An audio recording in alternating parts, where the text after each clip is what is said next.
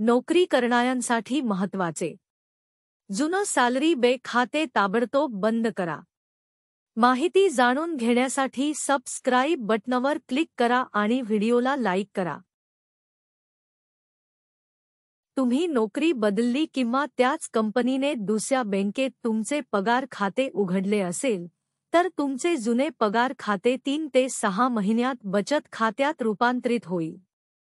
तुम्हाला जुन्या अकाउंटमध्ये किमान शिल्लक ठेवावी लागेल आणि तुम्ही तुमच्या खात्यात किमान शिल्लक ठेवली नाही, तर बँक तुमच्या खात्यातून पैसे कापू लागते.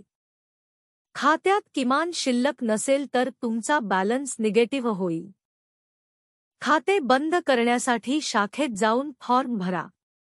खात्यात पैसे असतील तर बंद करायच्या खात्याचे पैसे ट्रान्सफर करायचे आहेत त्या खात्याची माहिती द्यावी लागेल.